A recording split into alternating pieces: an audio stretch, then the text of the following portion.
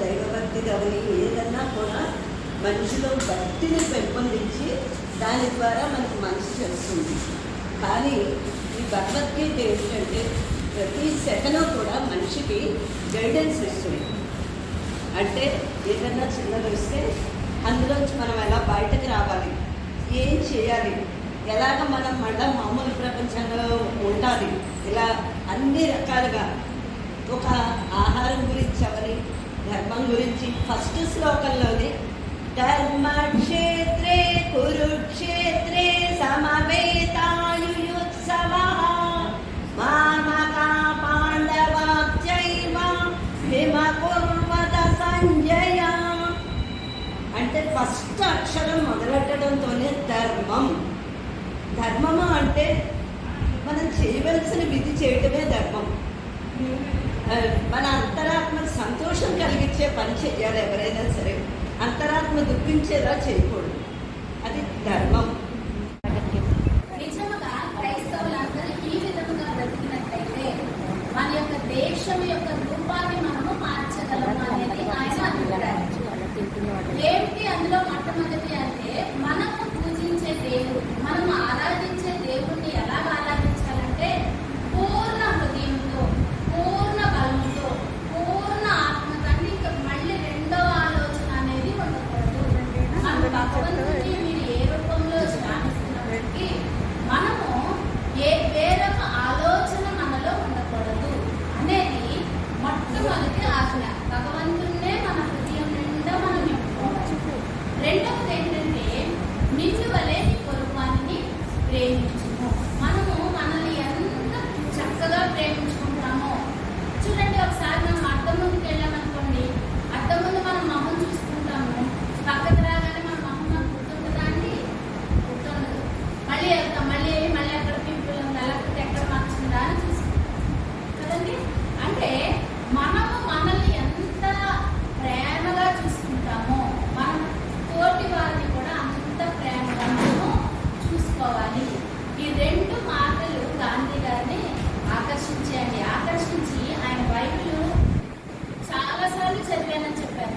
Bible ఆయన చదివిన ఆయన ఒక పుస్తకాలను చక్కగా చదివే ఒక మంచి వ్యక్తి గాంధీ గారు. అందులో ఆయన బైబిల్ కూడా చదివాను. బైబిల్లో ఉన్న అన్ని మనం పాటిస్తాం చేసి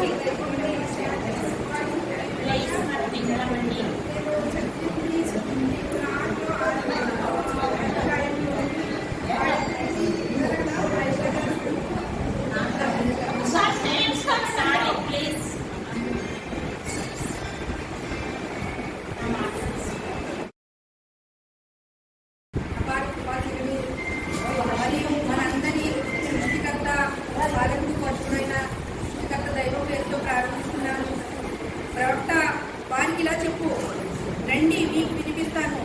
మీ సృష్టికర్త మీపై విధించిన కట్టుబాట్లు ఏమిటో. ఎవరిని ఆయనకు భాగస్వాములుగా చేయరాదు. తల్లిదండ్రులతో మంచిగా ప్రవర్తించండి. పేదరికానికి భయపడి మీ సంతానాన్ని హత్య చేయకండి. మేము మీకు ఉపాధినిస్తున్నామో వారికి ఇస్తాము. అశ్లీల విషయాల దరిదాపులకు కూడా పోకండి. బహిరంగమైనవైనా సరే, గోప్యమైనవైనా సరే, సత్యంతో తప్ప సృష్టికర్త పవిత్రంగా నిర్ణయించిన ఏ ప్రాణాన్ని హతమార్చకండి. ఈ విషయాల్ని పాటించమని ఆయన మీకు ఉపదేశించాడు. బహుశా మీరు ఆలోచించి పనిచేస్తారని. అనాథల ఆస్తి దరిదాపులకు పోకండి, ఉత్తమమైన రీతిలో తప్ప. వారు యుక్త వయసుకు చేరే వరకు కొలతల్లో, భూమికల్లో పూర్తి న్యాయం చేయండి. మేము ప్రతి మనిషి పైన అతని శక్తి మేరకే బాధ్యత భారాన్ని మోపుతాము. పలికితే న్యాయమే పలకండి. వ్యవహారం మీ బంధువులకు సంబంధించిందైనా సరే.